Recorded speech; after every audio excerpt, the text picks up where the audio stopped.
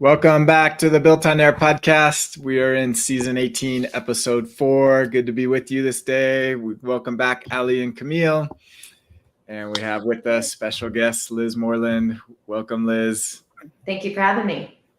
Excited to have you on. We'll learn more about Liz and her story coming up later in the show. I'll walk us through what we're going to be talking about today. Well, we start with our Around the Bases and everything new and exciting that's happened in the last week. Then a quick sponsorship for BuiltOnAir. And then we'll learn more about Liz and her background and what she's been up to. And then she's going to share her base on how to do student attendance tracking. And then how to join our community. And then we'll finish up with Camille answering an audience question also about students and managing student weekly scores.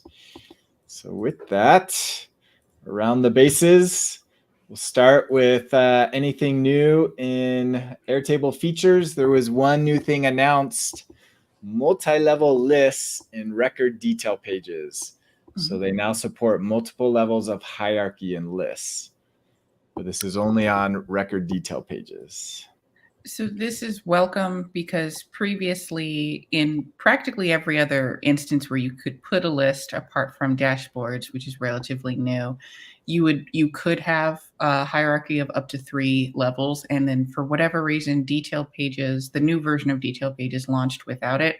Is very confusing, and it kind of limited where I could actually use the list view because it didn't have the features of grid, but it also didn't have the features of list view either. And so now this is much more useful than it was previously. Yeah, that's good. They added that functionality. And I believe all the others. Say that again. I just said I'm glad to see them starting to close the gap of all those little differences across what features are available on what page. It just doesn't. Yeah. It's like a crapshoot of inconsistency. Someday Camille's going to put together a list of all the differences between features and locations. I think I did. It was like staggering.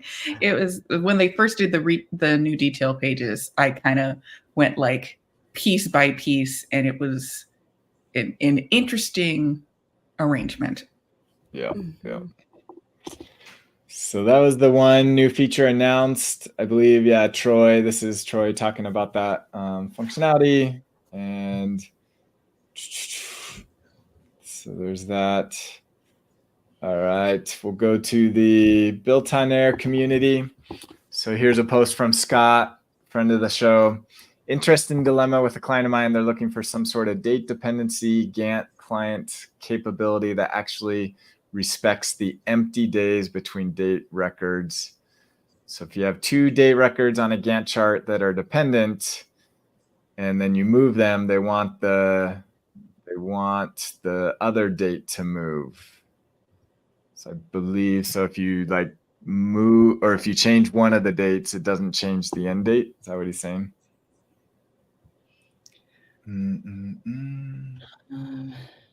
It's hard to say.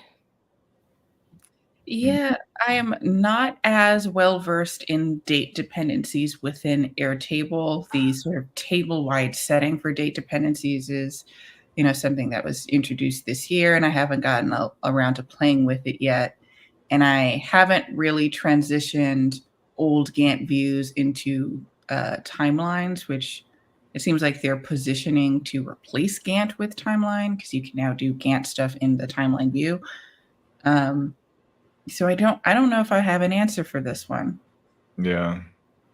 So I think it has to do with dependent dates, right? So if you move one date that's dependent on or has a dependent date, if you move one, he wants the other to move. Here Scott's listening. He says the date should move together even if there is no overlap. That was his client's request. Yeah. I haven't played with the new dependency features much, unfortunately. I'd like to, but I wonder if you could have some sort of field. If you've got a list of your tasks, you could have a field saying that have that 5 days in a field somewhere and add it to the duration that should be included. But again, I'm kind of just talking on the fly here without actually using it. But yeah, and people are saying others like Smartsheets Rike and Coda does it. So so it's something that they might come up with as they advance their date dependencies. So it looks like there's still some limitations with date dependencies. mm-hmm. Scott, let us know if you ever found a workaround for it.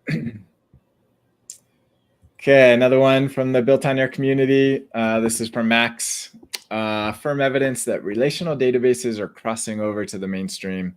This video has 8.8 million in the last week, and how people are reacting to it. I actually watched this video. It's kind of interesting. Like, they were blown away with like the most simple spreadsheet you could think of, and it's a Google Sheet, I believe. And so basically saying, if the mainstream is just figuring out that you can do drop downs in spreadsheets, wait till they see Airtable. Well, okay. There was a post from my professional organization, the American Planners Association, that the article was like, stop putting your data in spreadsheets. And I was like, yeah. And then it was like, use Microsoft Access. And I was like, there's still promotion for Access out there? I suppose it depends on the use case. I'll say that. Airtable is only very recently HIPAA compliant. So, I'll throw that in there, that Airtable is not suitable for every possible use case, especially, planners. 50% of them are public employees. And so data security is like very much mandated and all that kind of good stuff. But I was laughing so hard just because I personally do not use Microsoft Access anymore. Yeah.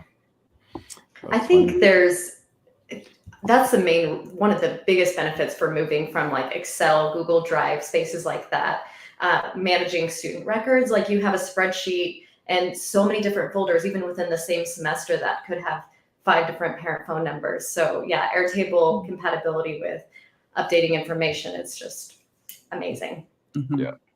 Centralized data for sure. So, all right, moving on. This one comes from LinkedIn. So this is the founder of Pori, or co-founder of Pori, talking about last 4 years. So Pori's been around. So I thought this was interesting. I don't believe we've ever had anybody from Pori on our show. That's one platform that has been around for 4 years. And I think it's cool because they kind of went more the bootstrapped route. I don't believe they ever raised money. This talks about they've never really invested in marketing, and they're still just chugging along. And it looks like they're doubling down and recommitting to growing Pori and not doing other stuff. And so that's cool. I think it might still be the 2 original founders still mostly working on it, and just chugging along, growing a good solid bootstrap product. Yeah, Pori was always interesting because it was more, it seemed sort of designed for smaller scale sites than something like Stacker and Softer, which all started, roughly around the same time from my recollection.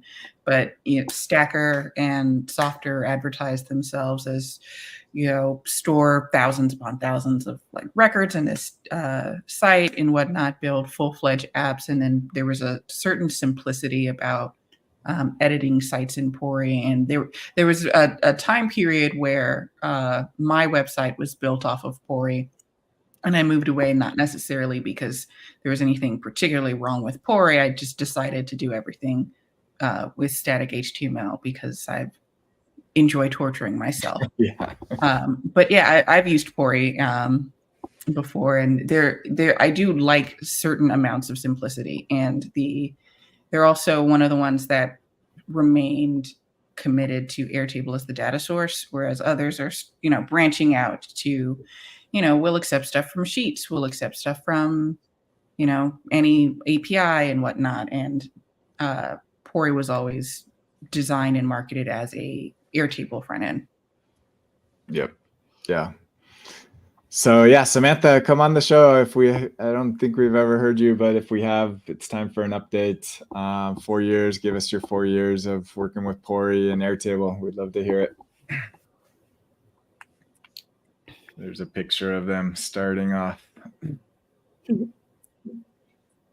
Okay, here's one. Oh, that's the one we're going to be doing.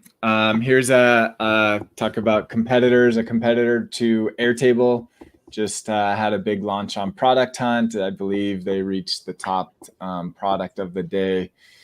And so, yeah, they're trying to say, I'm not a big fan of saying like, a lot of their marketing is basically like we're an Airtable alternative, and it looks very, very similar to Airtable. It's pretty much a clone, but it is a paid product. It is a SaaS product. It's not open source or anything. But anyway, Retable is out there gaining traction. Yeah, at this point, I am looking at my very specific annoyances with Airtable and what do these other platforms offer, and looking very similar is, I mean, I cracked as many jokes as I could about, what was it, Fire Table and C Table. Those are real products versus Airtable. At this point, I'm out of jokes. So I'm looking at very specific, core things underneath the product that might not be as visible just from screenshots. Like, how do you handle permissioning, and how easy it is to take a chunk of fields or tables or whatnot and say, make this visible here, make this non-editable here, etc. I'm looking at things from an infrastructure view nowadays. Mm-hmm. Yeah. Yeah, I believe I don't see any talk of like automations or interfaces. So it's kind of like Airtable, 5 years ago. Yeah, that's kind of the problem. You often start with like a really good foundation for a relational database, but at this point in time, Airtable does a whole bunch of other stuff. And so it's fine to replace one product with many, but you then need to find those other core pieces. Like, do you do everything in Make or Zapier for your automations? Those are the logos for Make, Zapier, and then the bottom right one, I should know what that is, but I forgot what it is. But those are all automation tools. So like, if you were to replace things, I don't know what the key differentiator for Retable is quite yet. I'm sure it's perfectly fine. But, if you're saving money based on their license structure, are you? Because you presumably have to incorporate other tools to fill in some gaps that Airtable had. So what added functionality can we get out of this one versus what is currently present in Airtable? Yeah. And here, maybe they do have automation, so I might have misspoke. So they might have in-house automations and column types. So anyways, kind of interesting. They're basically, wow, it looks very, very similar to Airtable. I wonder how hard it is to design a system like this that doesn't look that similar to Airtable, because I remember when Airtable changed their color palette, and they're really just 10 of the simplest colors. So I let everyone slide on color now. There's not much you can do about that. But like, in terms of, the thing I always look at is the placement of those icons for sort and filter and whatever. At least switch that up. Put that in a different order. Yeah, it's kind of crazy. So we'll see. Yeah, if any Retable users out there, curious to hear a comparison. All right, moving on. If you're in the Austin area, it looks like there's a B2B summit put on by Forrester, which is a big comparison data review service, and there will be some executives from Airtable talking about, also with Amazon, that case study of how to do that. So if you're out there, go check out Airtable. So here's one. This is kind of more of a question when I saw this. So Airtable charging by number of rows makes it borderline useless to me. Never understood why they charge by something that is essentially zero marginal cost and isn't a meaningful differentiator. I don't believe it charges by number of rows, other than the limits, I guess, different tiers. Yeah, I also wouldn't characterize it as charging by number of rows. And I think I'm on a different opinion. I think I would rather be charged by number of rows than number of users. That was my takeaway as well. I don't know. I feel like once every year when Airtable changes their pricing structure, or pricing plans, the structure is fairly consistent. We sort of kind of have this discussion, and I think I would rather pay by resources, like how many automation runs am I doing a month? And that to me seems fair because it's not using any of my resources. It's using Airtable servers to process all that data, and that I'm willing to pay for. But a lot of my bases, the ones that sort of run my business in life, there's one person and that person is me. And it feels odd if you want any level of organization, putting them in different workspaces that I have to pay different licenses for that effectively. Yeah. All right, next one. Another shout out. This is a tweet from Chris Dancy, one of the main co-founders of Daretable. So Daretable's coming up in October, and they're starting a volunteer program. So if you'd like to volunteer, you can go to daretable.com and sign up to be a volunteer. You get a free ticket, housing support, and access to planning. Very cool. It's a good way if you don't want to pay for the ticket. Oh, we'll skip that one. Okay, last one. Sticking on third-party themes, we've had Dara on the show talking about No Loco. About a week ago, they announced that they now have live sync. So they used to. So what this means is they actually are storing your data on their servers, and they used to have like a scheduled sync every 2 to 5 minutes. But now I'm assuming they don't talk about the technical side of how they implement this, but I'm assuming they now leverage Airtable's webhooks that you can get notified whenever there's a change. And so you can have a live update whenever your data changes. It will sync it into the No Loco database. So if you were hesitant to adopt No Loco as your portal platform, because of this, it is now available. So that's good. That's exciting stuff. I think what it also means is similar to Stacker. That's also the direction that Stacker went in as well, where they actually cache your data on their side, which makes it nice because if Airtable does go down, your portal can stay up read only. You can't interact with it at all, but it won't like go down, at least not for a little bit. Yeah. But yeah, really cool stuff. One of them is Softer. Does Softer not cache? I think Softer might they be don't cache. Yeah, they don't cache. Yeah. So there's probably pros and cons to both approaches. But certainly. Yeah. Cool. That concludes our around the bases of everything updated in the community. Want to shout out BuiltOnAir, our primary sponsor. If you are using Airtable as your primary source of data for your company, it's best practice to store your data outside of Airtable to make sure you've got a second copy of it. And so that's where BuiltOnAir comes in. Check it out, BuiltOnAir.com. Use promo code BuiltOnAir to get a discount and start backing up your data. Make sure it's secure and outside of Airtable. All right, Liz, we're going to learn more about Liz. Switch this up. There we go. Welcome, Liz. Thank you. Awesome. Yay, welcome. Also, I'm going to preface this by saying my Wi-Fi keeps cutting out. So if that happens, I apologize. No worries. But yeah, thank you so much for joining us, Liz. What we start out with generally here is we want to know, where did you get your start in this Airtable world? How did you discover it and how long have you been using it? Yeah.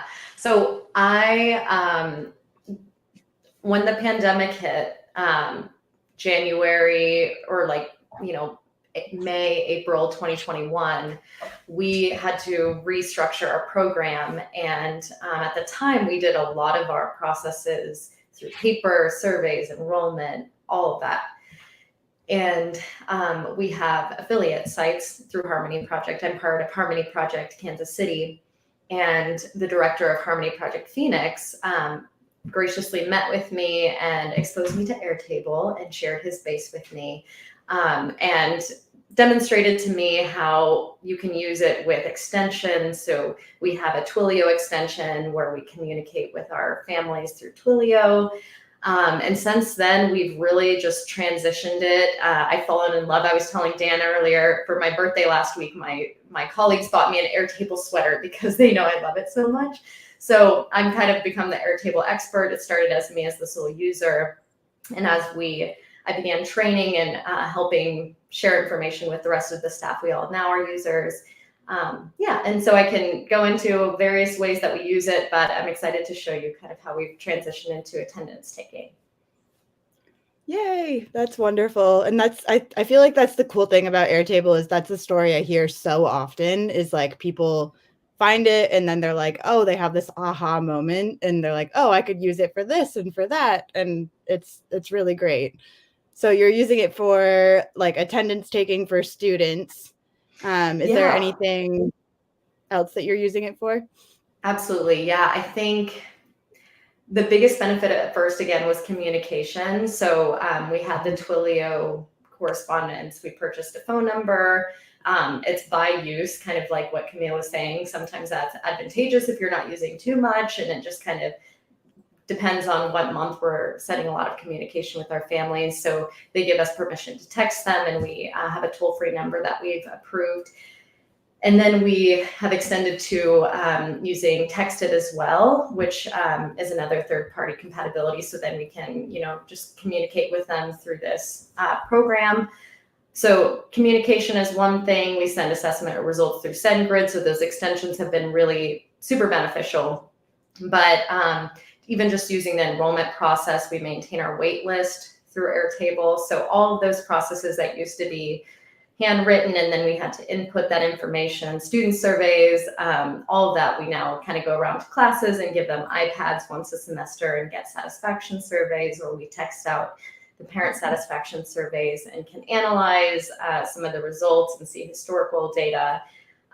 We also share the teachers. We have about 30 teachers. They don't have accounts, but we do share views with them that we call the portal. And so I'll kind of demonstrate that a little bit today. And we've moved to having project tracking for the staff, inventory maintenance for all of our instruments, and calendar syncing, which can help with budgeting. So we can then manipulate that information and add hourly rates and kind of track what our year could look like and project out the budget. So yeah, it just keeps expanding, I feel like. Liz, Absolutely. Could you give some, maybe if I jump in, could you give some context on the Harmony Project? I wasn't familiar with that before. Yeah, absolutely. So we are considered an El Sistema inspired program, which means we model our program off of El Sistema in Venezuela, which was a government-funded organization and offered free instrument lessons. The concept is that instrument music is a right to children, and our sole purpose is to get students access to free music education. So instruments, we have many orchestras, we have school partnerships with the public school district here in Kansas City.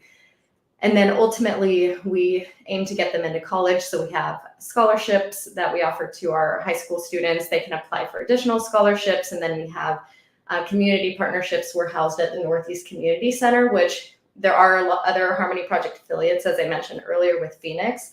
But we're lucky in Kansas City to have a brick and mortar where we can have summer school programming, have our after school program, and then also go out into the school district to offer strings, winds. And some of our students have been here for 10 years now. And so they're graduating high school, going on to study music or study other things. And we're really supporting them through that process. Very cool. That's so cool. And you mentioned earlier you're a musician yourself. I am. I'm a certified music therapist. So I actually started at Harmony Project one of the first years as a teaching artist. So I was leading the violin and viola classes while I was studying music therapy and psychology.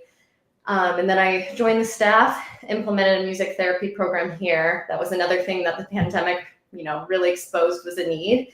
And so we offer free music therapy groups. Now I supervise the groups, and we've hired music therapists. So I play guitar, piano, violin, viola. My first instrument was accordion. So sometimes I'll pull it out and play Happy Birthday for the kids here. So yeah, definitely. Accordion. Yeah. Me and my twin brother. My mom just decided she wanted to teach us accordion. So, all right. Yeah. That's awesome. So anyway, incredible. And I love that the intersection of art and technology is a sweet spot for me. So that's wonderful. Super, super cool. So is there anything that you've got in the works or you're planning to do next with Airtable? Are you using interfaces at all? That I was telling Dan earlier too, before the podcast started, I have my first contract position with the Teaching Artist Training Institute, where I will be supporting them with visualizing pre-post survey results for their teaching artists that they offer training to. And it might be in the works that we offer through Harmony Project. I will become a consultant for other El Sistema organizations as well. So my hope is to do kind of what Diogo was able to do for me, which is supporting El Sistema organizations, providing a base example, a base template, and just really able to use it as a tool because it's so expansive in its possibilities, but it can also be intimidating because of that fact too.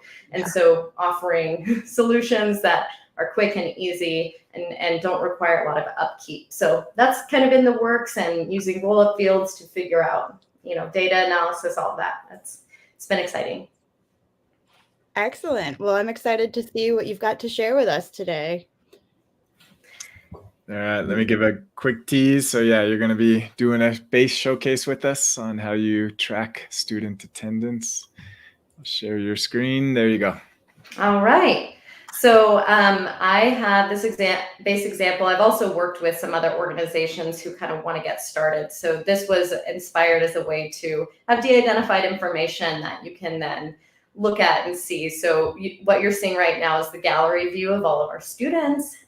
So I went ahead and added some fun pictures in there and used the formula field for the date of birth to show what age they're in, their active class. And so just a backstory of attendance, speaking of row limits, we almost maxed out our row limits in the old attendance taking process, which was making sure every single student had their own row or their own field with their name, with a drop down of present, absent, excused.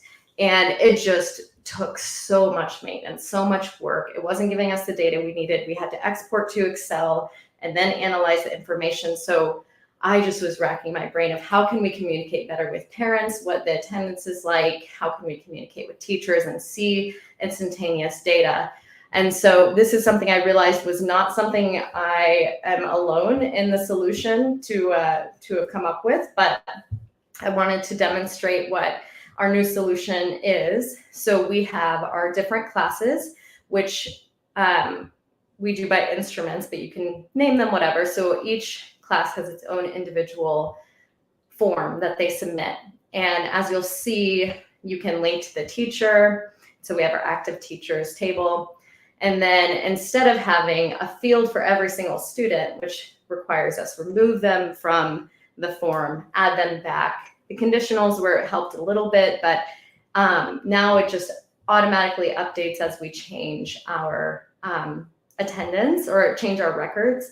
So you'll see that we've limited the record to a specific view. So in order to make this happen, you have to, in the enrollment table, have that column of the active class, which then you have to build the table of violin. But now this violin class, anytime any changes are made for absent and present, that will be, those kids will be accurate.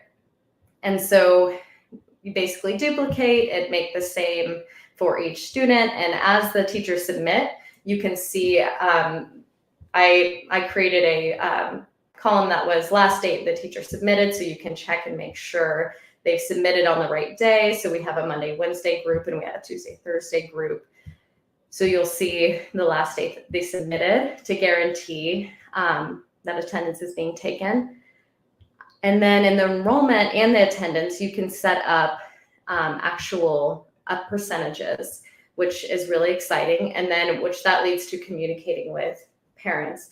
So you can use the count field to use both the student present. This does require some manual. If there's an error made, you either have to delete the date that was made or delete the record that was wrong and use the record that's correct.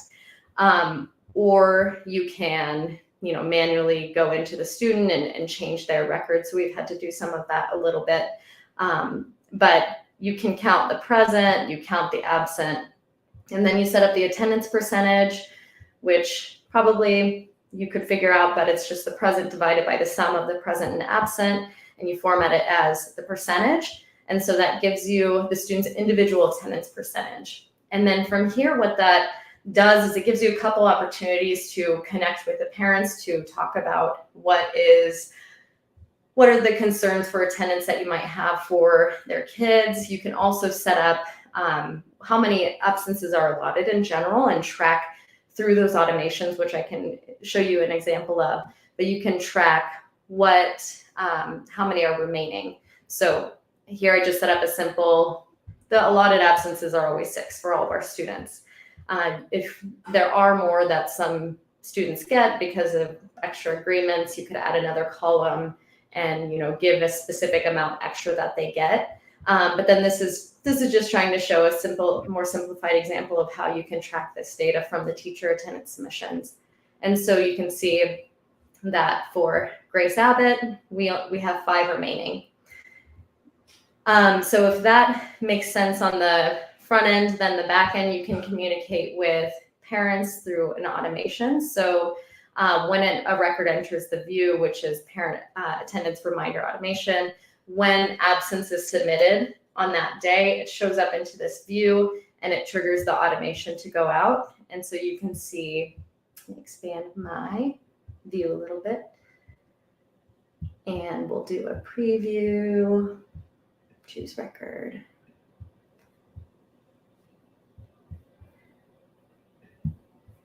You'll see that, here it is, the generate preview.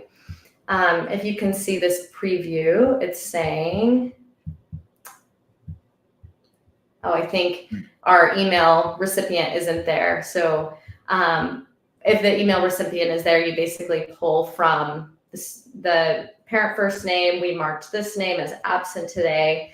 If this was an error, please contact, and we have them contact our phone number, reminder that your student can only miss this amount of absences, and they have this many remaining. And so this has been a great way to communicate with our parents of, this is just a heads up, here's where your students land, and we can make it more flexible or less flexible in some ways. But yeah, it's just because has helped us, instead of having to export and relook at things, it has helped us have that instantaneous percentage. So just like with percentages too, you can see the average overall. That's been unique, and you can break it down by the class. You can see which classes have the higher attendance percentage, and just different sites might have different attendance themes too, and different factors that contribute to attendance. So one of the things I wanted to talk about too is that we have at our site, again, we have the fortune of having a brick and mortar. And so when our students come to campus, they pass a staff member before they head to class. So we do have checks on attendance, and we verify the attendance from the staff more so than the teachers. Their attendance is more of a backup for us. So to do that, the downsides we found, because a lot of it is trial and error and what works well and what doesn't. But one of the issues that we've found is that because we're looking at an entire site of students, and so for us that could be 100 students on a day, when we're submitting our attendance, here, let me kind of create a new site attendance. Say this is the staff, site 1. And our entire students present might be 100 students. So we're going to limit this to Site 1 students. And if you open it up, then it will be, so it's as simple as that to create a form, which is really nice. You might not see this. Let's see if I can share this tab instead. Yep. Okay, perfect. So you'll see we have a long list of students here. So when we're submitting our information, you can type in names, which has been nice too. Some of the teachers have had a hard time adjusting to the new process, and it is easier on a computer. But say we had half and half, you'll see that the remaining kids that are here for our present need to be marked as absent. So I almost have to go in and say, Jane, Benazir, Napoleon, and do it manually like this. So I have worked on a workaround in that way to kind of have a view that and maybe I can walk through that if there's time.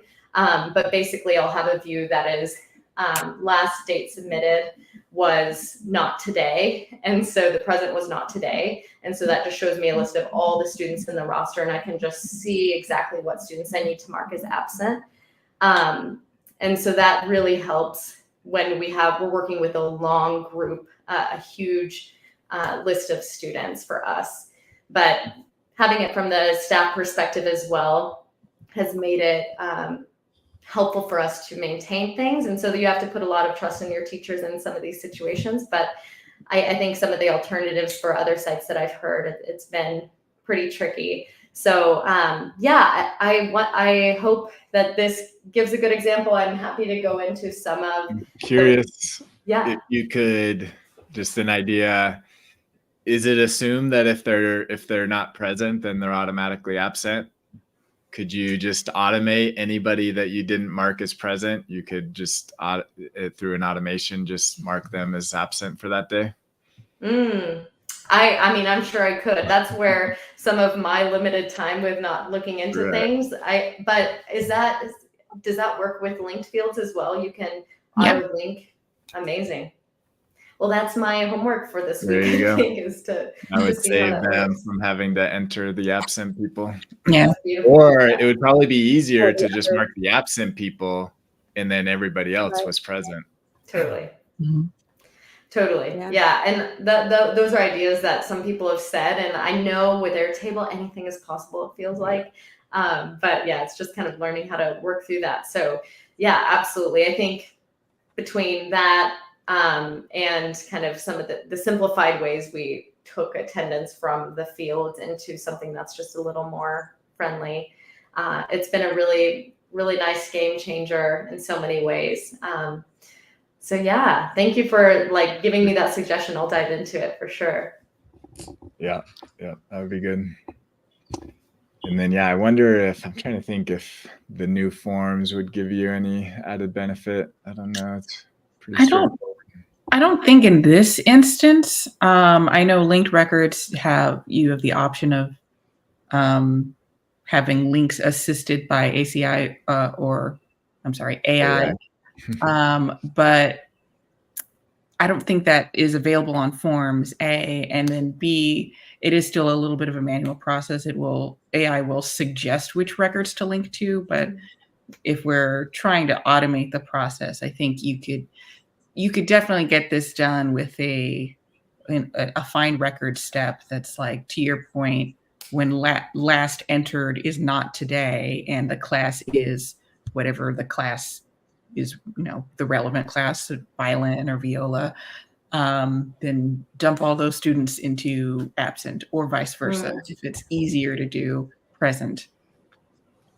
Yeah, absolutely. I wish Airtable, there's a feature that Mini Extensions has when you have a linked record field and you could pick records. If you have multi-select on for records, you can just it keeps the pop-up open until you hit OK. So you can just check off the ones that are there. I really wish that were available in Airtable forms as well. I think that would make this particular use case a lot easier. Allie, is this, let me make sure I understand that right, but is it almost visualizing that in a way that's more of a list view versus kind of selecting from a dropdown? It's like instead of selecting a student and then having to click add again and select the next one and click add and select the next one, it's like that pop-up stays open and you just check off the ones that you're picking, which is just way less clicks. Absolutely.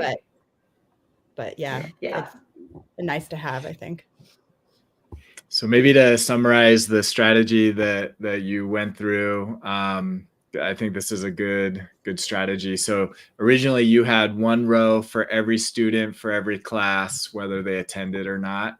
And so I assume, did you have a form and the teacher had to go one at a time for every student and resubmit the form?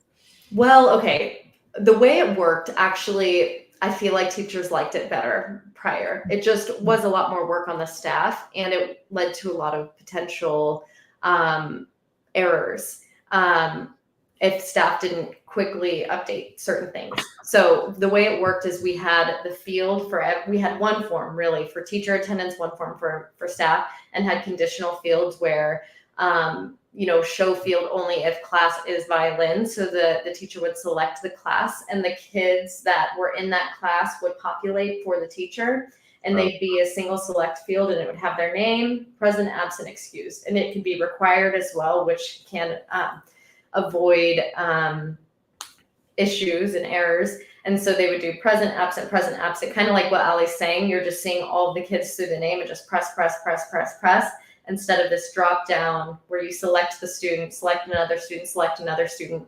But that required that when we had a new student enroll, we add another field for them. When a student is dismissed, we immediately remove them from the field. And then, so it was slow too, because we had 500 fields. And so there were a lot of issues with that. Gotcha. Okay, so that's the concept of you want to scale vertically and not horizontally. Exactly. Yeah. And that leads to the potentials for, attendance calculations and communication, which I didn't necessarily demonstrate here, but part of the SMS capability with Twilio is so nice. Let me see if I can make it full screen. So you select the phone number, you select the view. So say it is one class that you're working on, you can customize a specific message to that parent. And when you preview it, you'll see the parent name, the student name, exactly what their attendance percentage is. And so that has been such an amazing opportunity for us to communicate specific information with groups of kids or groups of parents instantaneously. Awesome. Excellent. Thank you for sharing that. That is great. Of course. Yeah. Thank you. Cool. Okay, let's move on. If you aren't in our community, like Liz and many others, we have thousands of users of Airtable in our community. Join us, BuiltOnAir.com/join. We'll get you in our free Slack community and signed up for our newsletter and join the conversation. We'd love to have you in. With that, let's go to Camille. Audience question: how to manage student weekly scores? Okay, so in browsing the Airtable community, I came across this one question, and I thought it was interesting because there's a base structure that immediately came to mind for me. Basically, what this person is asking for is they want to be able to track scores for their students weekly across different terms and be able to get certain information about it. They want to make reports. Obviously, everyone gets a grade for their work they've submitted. So being able to see who got what grade on which assignment, and then tracking things by teacher, etc. There were a couple of responses that sort of try to tease out additional information. And then the follow-up response earlier today is sort of going into the fact they have 100 different teachers, and keeping track of this in different sheets in like a spreadsheet is getting a bit cumbersome. And so the first thing I wanted to do was see if we could do this without this last bit of information here. So do we have to have one column for every test? And then this kind of runs into similarly what you were saying, Liz, in that you're going to run into those limits pretty quick if you start to build horizontally in Airtable. So I wanted to talk through how you might set up a base that covers some of the asks in the post. So starting off with all of the different pieces of information, we all remember from our school days, we have terms. They might be semesters or they might be quarters. So starting with spring 2024 has a start date and an end date, pretty simple. Then there are courses, point of order. I have separated the idea of courses from classes. There might be a better use of terminology there to differentiate the two a little bit more. But a course in this base that I'm showing is something that can be retaught in multiple semesters, like English 101 is going to be taught every year. And then a class is the specific instance of that course. So in this case, English 101 for the term of spring 2024. And then as I go on and time passes, we're going to teach English 101 again, but this time in fall 2024. And then each of these classes, when we have a specific instance of them, can be taught by one person.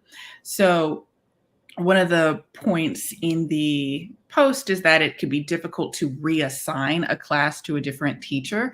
So using the power of linked records, we could say this one is taught by Allie and then this one is going to be taught by Dan. And then later down the line, we could say, actually, no, this one's going to be taught by me.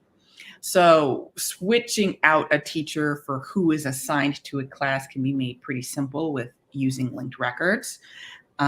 Continuing on, very simple, you have a table of teachers. So in this instance, I just have been typing everyone's name out. But if you wanted to use Airtable's built-in interfaces feature, you might consider using a user field. What user fields allow you to do is say, when I log in to the interface, only show me the classes that I am teaching. You could also use an email field, so you don't necessarily have to use the user field type. You would get at the same. You would arrive at the same place, but the general idea is that rather than showing Dan all of my classes, just give him a customized view of all of the ones that he's teaching. Somewhat similarly, you have a table full of students, and you could similarly have an interface designed for only show me the classes where I am enrolled.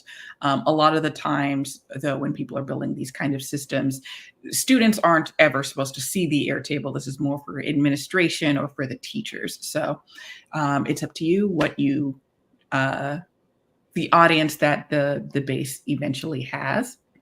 And then we're getting into the meat. So assignments. In this case, the class of English 101 in the term spring 2024 so far has 3 assignments.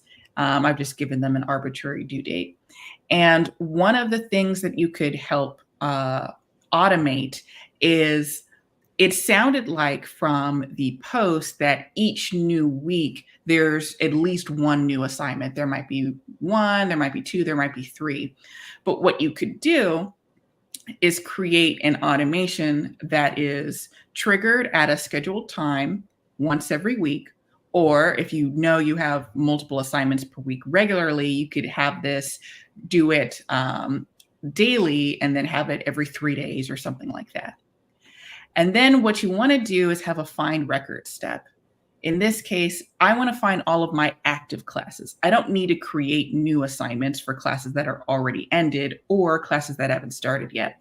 So my filter condition is fairly simple. Just the start date has already happened, or it's today, and the end date hasn't happened yet, or is today. And that'll give you active classes. Then for each of those active classes, create an assignment. And something that I've done to sort of smooth things over, make things easier, is I've set the due date to be the next trigger time. Something pretty useful about the scheduled time trigger is that if I say do this every Monday at 7 a.m., last Monday would have been April 22nd. So what this would have done is say next week's Monday, that's when it's due. Just saves me a bit of time from going back in there and saying what the due date is. So that's how you could help automate the creation of assignments, but you also want to track what each student got on each of these assignments. And you'll see I have an average grade being shown up. I have a last table that's just called grades, and I've grouped it so it hopefully makes a little bit more sense. For each class, for each assignment, what is each student's grade? So student 1 got 75%, student 2 got 90, student 3 got 84. How do you automate this? Because if you have 20 students in each class, it would be pretty annoying to go down here and create a new grade and then pick which assignment and then pick which, sorry, that's lookup, and then pick which student, and then remembering which student has already an assignment record for them already created. So I've automated this table as well. My second automation is creating grade records. So whenever I create a new assignment and I fill in which class it's for, what I want it to do is search through all of my students who are enrolled in that class and then create a record for them in the grades table. So assuming I've done everything correctly, I should be able to create a new assignment and give it some arbitrary due date. Doesn't matter, but you could see my automation is running in the background to create all of those grading records. So assignment 4, which I just made right now, I now have those 3 students already pre-filled. And so now when I'm grading, I could go, could use some work. This is only a 70. Actually, this one was pretty good. Maybe that one's an 85. And then as a teacher of these classes, I could just go in and fill in these scores and not have to worry about the sort of manual upkeep of creating these grading records each time I create a new assignment. Something that was also mentioned in the post is that sometimes it's difficult to tell if a grade has been assigned already. If you can imagine, when this table is full of real data, you're going to have a lot of fields, and just looking for blanks might not be enough. So I have a simple formula field called graded. If there is a score, then great. If not, do this red emoji. Just as a heads up, you might run into an issue if your score happens to be 0. It's going to still say it's an ungraded. So here's where you can start to improve on this sort of very quick example that I've thrown together. And the reason why I've done a formula is because if you're on a lower tier plan, you won't have access to record coloring. But if you do have access to record coloring, you could just set up a condition where you could color the record red if it hasn't been graded yet. So some of the things that you could do to, again, help make these things stand out. And of course, you could always create a filtered view where score is empty. And then here's my to-do list, essentially. This one was 89%. And then once it's graded, it goes away. Very good. It's a complete solution in a box right here. Yeah, this is relatively simple to string together. However, this is my best guess at what the original poster was after. But a lot of the structure of this is pretty consistent across most sort of teaching methods that I am aware of. You might not need this level of detail. For instance, if classes are never retaught, you don't need a courses table. You can skip straight to classes. If you don't need to track terms, then you can skip this entirely and really just start at your classes table. But the idea of linking a class to a teacher and then students to a class, and then assignments to a class, and grades to assignments should be enough to sort of get you started for how to think about this from a structure point of view. And then you have access to useful information across these different tabs like lookups. So in classes, because I've selected a term for each of them, I could quickly see when does this term end, because presumably the class lasts the whole term. Then you get into things like split terms and whatnot, but that wasn't requested, so I didn't do it. Very good. And this comes with authority. Camille's too humble to admit, but she is adjunct faculty at a major university. So you have some credentials to share here. That is true. And so I did build something relatively similar for my own personal tracking with this idea of grading rubrics. So you could go even beyond what I've shown in this space. For each assignment, you could attach a rubric to it so that when you're going through your grades, rather than just saying, as a whole, student 1 got 84% on the assignment, you could go through different scoring criteria and say criteria 1, they did really well, and criteria 2, they did okay, and then have that score average out. So there's more and more you could do to build off of this. And lastly, before I forget, something that was pointed out in the post, they also wanted to be able to track when a teacher made that grading. So all I did was add a field called date graded, that is the type last modified time, and I'm looking specifically at the score. So for all of the ones where the score is empty, date graded is also empty, of course, but when I type in 97, it's going to tell me when I graded this assignment. So again, letting you track that information fairly automatically if you know which type of field to use and when to set it up. Yes, awesome. Great. Thank you, Camille, for walking through. We've got a nice teacher-student theme going on today. So thank you all for joining. Liz, very much appreciate you coming on and sharing your story with us. Yeah, thank you so much for having me. And Camille, that looks amazing. I will definitely be using that for our assessments, some sort of structure like that. Thank you for taking the time for that. Yep. Awesome. Thank you all for joining, and we'll catch you next week on the Built on Air podcast. Take care.